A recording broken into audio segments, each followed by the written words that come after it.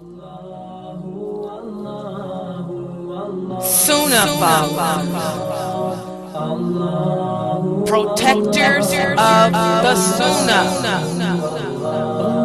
Sunnahfollowers, protectors of the Sunnah.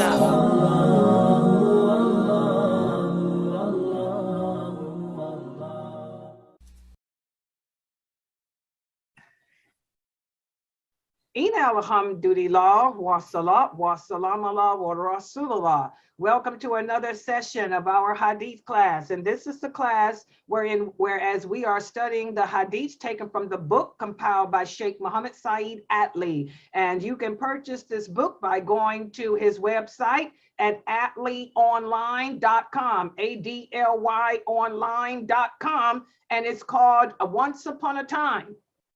And it's a great book, stories taken from the authentic hadiths, stories of what happened to the people that came before us. And I'm opening up the PowerPoint. There it is.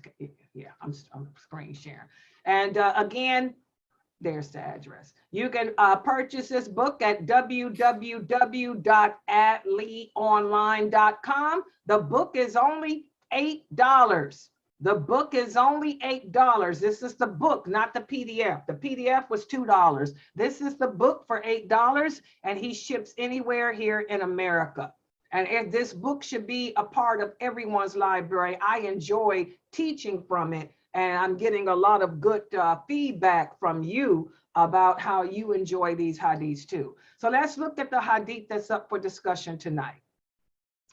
The Prophet sallallahu alaihi wasallam shared the following story with us from Sahih, and this hadith is recorded in Sahih Bukhari. He said a man wanted to give in charity, so he went out of his home and he placed some money in the hands of another man. But that man that he gave the charity to was a known thief. But the man himself did not know that that man was a thief. The next morning, the people were walking around town saying, so-and-so gave charity to a thief. When the man heard that the person he had given to was a thief, the man turned to Allah. He said, "Oh Allah, praise be to you. I intended to do something good for you."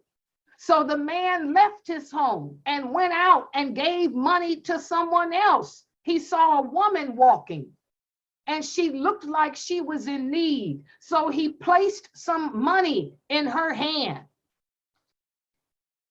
The next morning when he woke up and he went out of his home, he heard the people talking about him. They were saying, so-and-so gave charity to a woman and she's a prostitute. Why would he give his money to a prostitute? And again, the man said, "Oh Allah, I had no idea." He said, "Oh Allah, praise be to you." So the man went back in his house, grabbed some more money, and he walked the streets and he put the money in the hands of another man.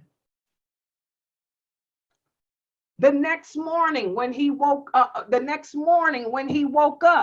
and left his home, the people were talking about him again. They said, so-and-so gave money in charity, but he gave it to a person that didn't need it. The man he gave the charity to is rich. And that's when the man said, "Oh Allah, praise be to you for the thief, a prostitute, and the wealthy person I gave to." He's like, what can I do? No matter what I do, I can't win for losing. So that night, the man went to sleep and he was real sad. And he had a dream. And in the dream, he heard someone telling him, "As for the charity that you gave to the thief, perhaps it will cause him to stop stealing. And as regards to the charity you gave to the prostitute, perhaps now she doesn't have to prostitute. And in regards to the wealthy man that you gave in charity to, perhaps he will learn to be as giving as you." The man woke up. He praised Allah. He thanked Allah.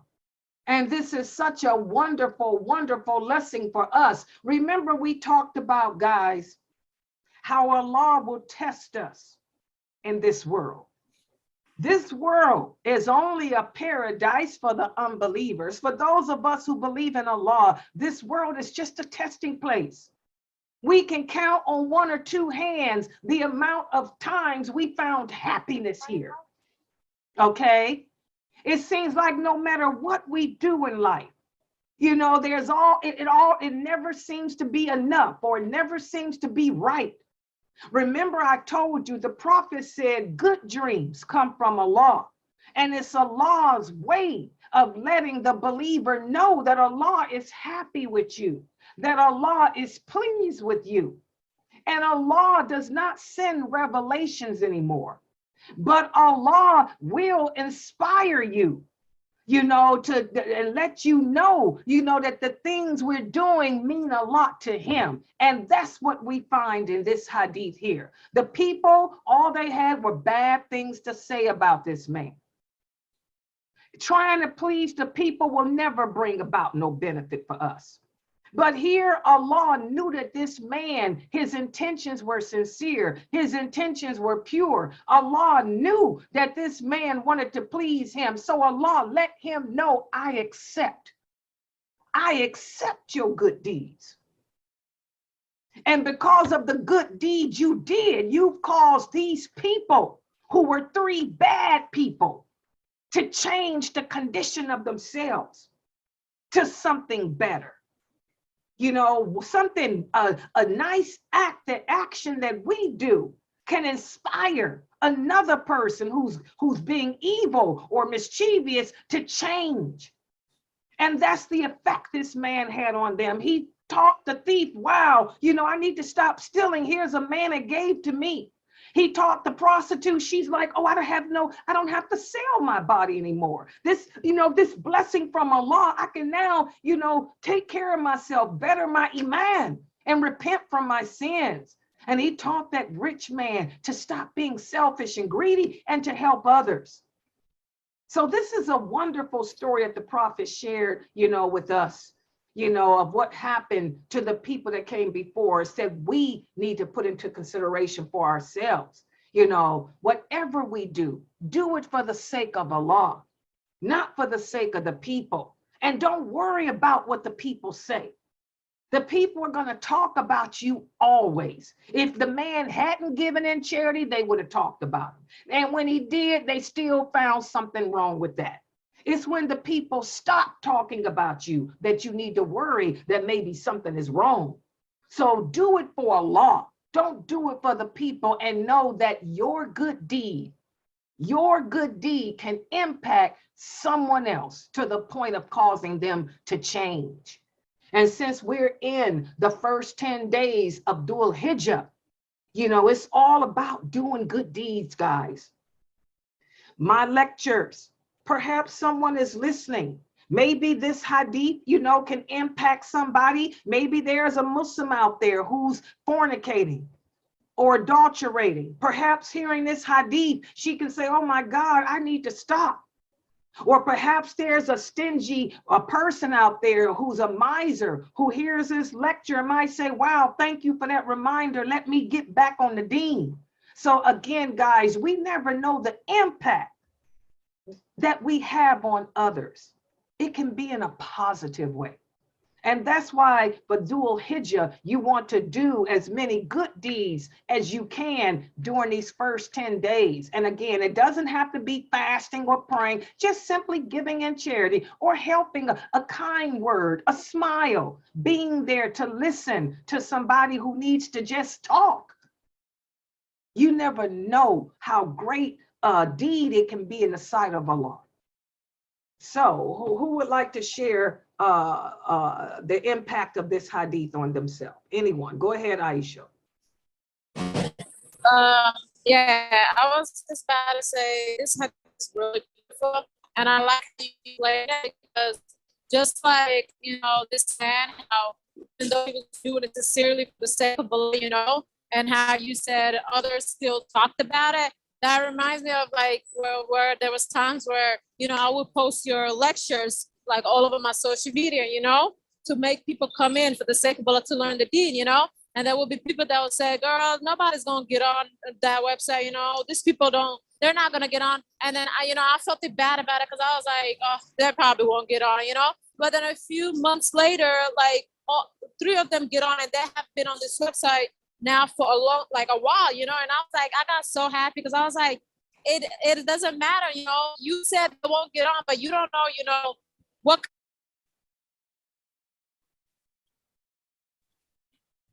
What happened? She got disconnected.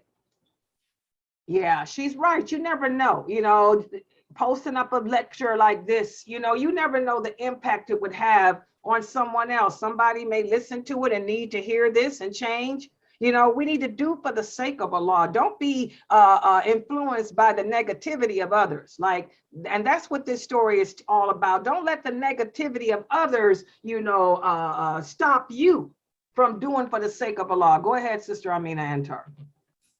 You know, I was thinking, like, I guess that's sometimes when you give in charity, that's why you give without people knowing. That way people won't have nothing to say. You know, you give it in silence because people don't always have something to say about what you do. So whenever I do anything, and if I'm doing it for the sake of Allah, I give in silence and don't let people know what I've done.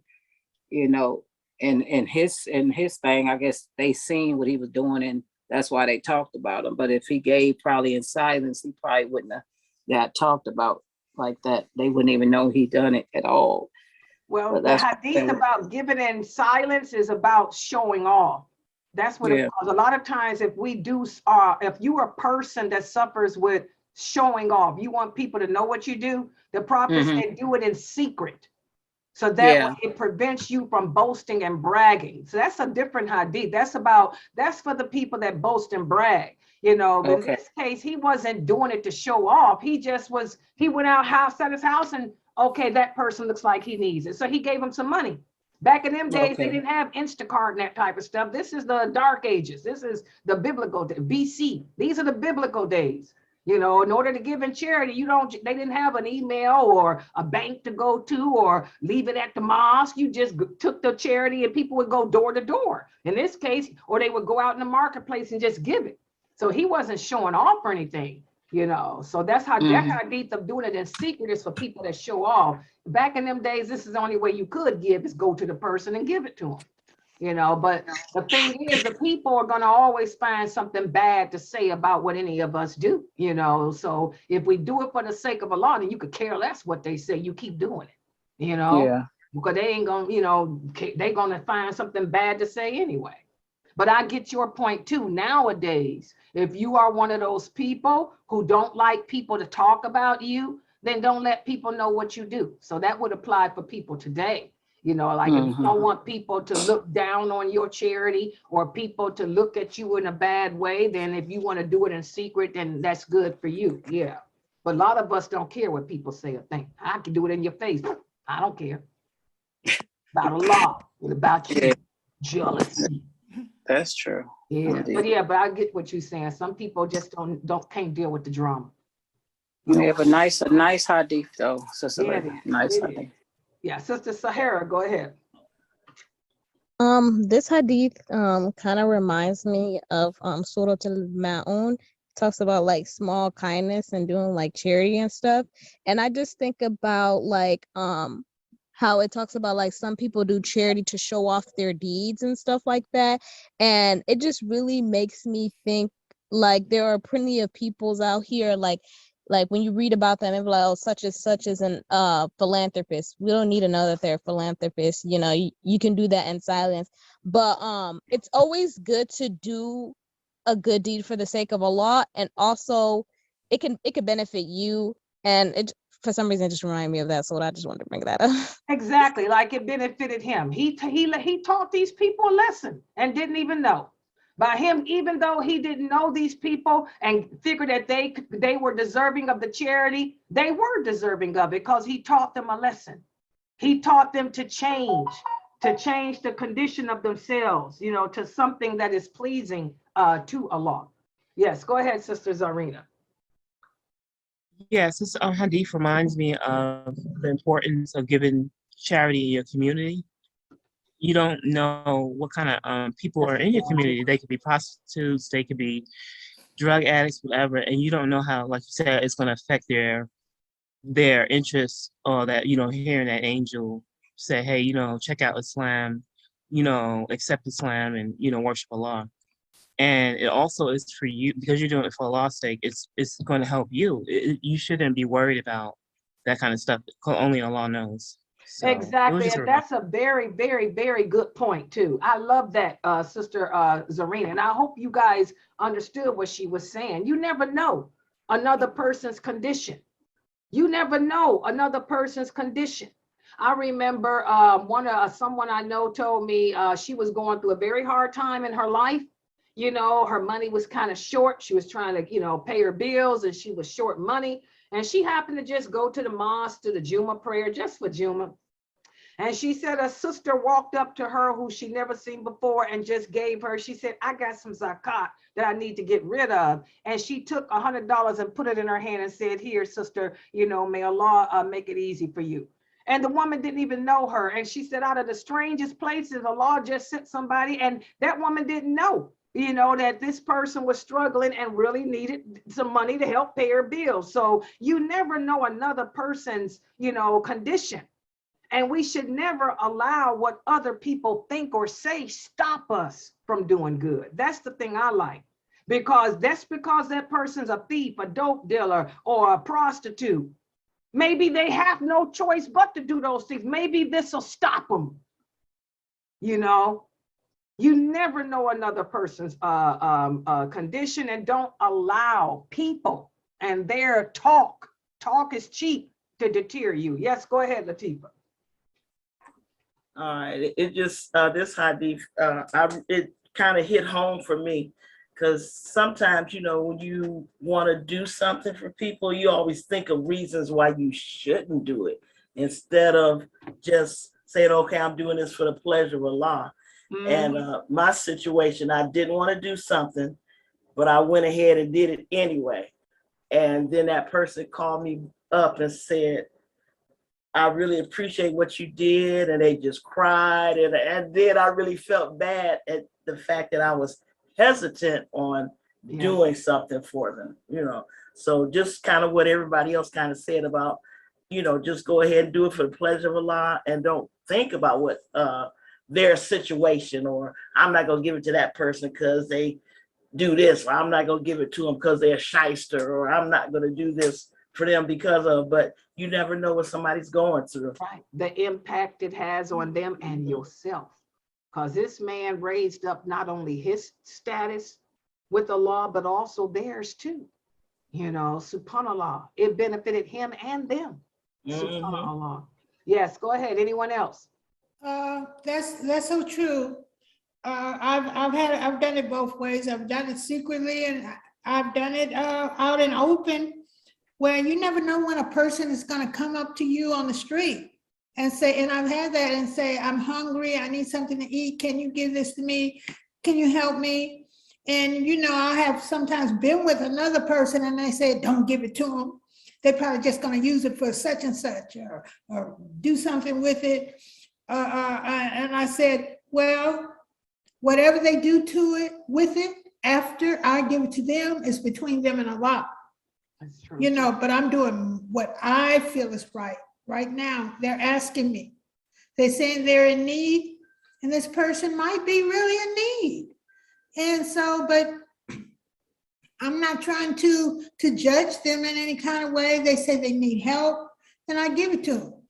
Yeah, Because that's another point. That's a good point too, she said, because we do have a lot of scammers out there. But she got a good point. Once you give something to a person thinking that they need it, what they do with it is between them and Allah, not you. It was a good gesture on your part.